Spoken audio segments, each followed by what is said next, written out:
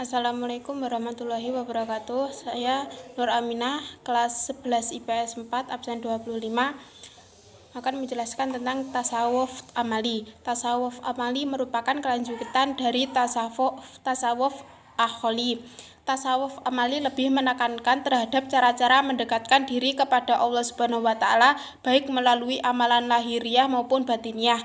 Pendapat lain, tasawuf amali adalah ajaran yang dianut oleh pengikut tarekat yang meliputi menjauhi sifat-sifat tercela, mengutamakan mujahadah menghadap Allah dengan bersungguh-sungguh dan memutuskan hubungan dengan lainnya.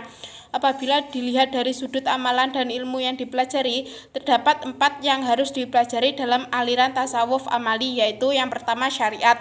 Syariat berasal dari kata syarok, secara etimologi mempunyai arti jalan yang bisa ditempuh air. Maksudnya adalah jalan yang harus ditempuh manusia untuk menuju jalan Allah Subhanahu wa Ta'ala. Secara umum, syariat merupakan hukum, segala ketentuan yang ditetapkan oleh Allah Subhanahu wa Ta'ala yang mengatur seluruh sendi kehidupan umat muslim di dunia, mulai dari urusan hubungan antar manusia dengan Tuhan, manusia dengan manusia, kunci menyelesaikan masalah kehidupan baik dunia dan akhirat, rukun, syarat, halal, haram, perintah dan larangan, dan sebagainya. Menurut Sufi, syariat berhubungan dengan amalan lahiriah yang mengatur segala urusan muamalat mengenai hubungan antara manusia dengan manusia tanpa menyentuh aspek batiniah. Yang kedua, thariqat. Thariqat berarti metode atau jalan yang secara konseptual terkait dengan hakikoh atau hakikat atau kebenaran sejati. Dalam aliran tasawuf, thariqat berarti jalan yang ditempuh oleh para sufi untuk mencapai tujuan sedekat mungkin dengan Allah Subhanahu wa Ta'ala dengan menerapkan metode pengarahan moral dan jiwa. Thariqat digambarkan sebagai jalan yang berpangkal pada syariat. Jadi jalan utamanya adalah syar, sedangkan anak jalan disebut thariq. Sehingga dapat disimpulkan untuk menuju thariq, seseorang harus melewati syar. Maksudnya, sebelum mempelajari thariqat, para sufi wajib memahami syariat terlebih dahulu, sebab syariat adalah pangkal dari suatu ibadah. Yang ketiga, hakikat. Secara etimologi, hakikat berasal dari kata al-haq yang berarti kebenaran. Secara garis besar, hakikat merupakan ilmu yang digunakan untuk mencari suatu kebenaran sejati mengenai Tuhan. Dalam kitab Al-Kalabazi, hakikat merupakan ilmu tasawuf didefinisikan sebagai aspek yang berkaitan dengan amal batiniah, merupakan amalan yang paling dalam dan merupakan akhir perjalanan yang ditempuh oleh para sufi. Apabila diibaratkan dengan menanam pohon, pertama kita harus menanam biji benih atau syariat.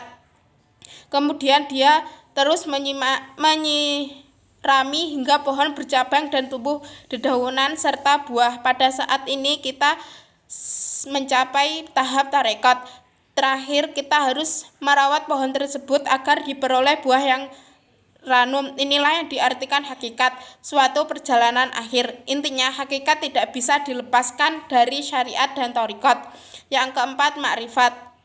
Ditinjau dari segi bahasa, makrifat berasal dari kata arafa yurifu irfan. Secara umum, makrifat didefinisikan sebagai kumpulan ilmu pengetahuan, pengalaman, dan amalan ibadah yang merupakan perpaduan dari syariat, thariqat, dan hakikat, di mana nantinya ilmu ini digunakan untuk mengenal Allah Subhanahu wa Ta'ala lebih mendalam melalui sanubari atau mata hati.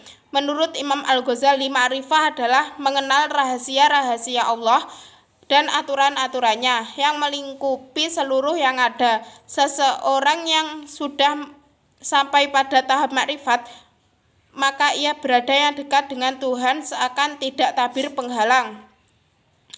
Tokoh-tokoh yang berperan dalam tasawuf amali. Menurut ilmu sejarah, tasawuf dalam Islam merupakan aliran yang berdiri sendiri, lahir sekitar akhir abad kedua atau awal abad ketiga Hijriah, di mana istilah tasawuf ini pertama kali digunakan oleh seorang zahid atau ascetik bernama Abu Hashim Al-Kufi dari Irak.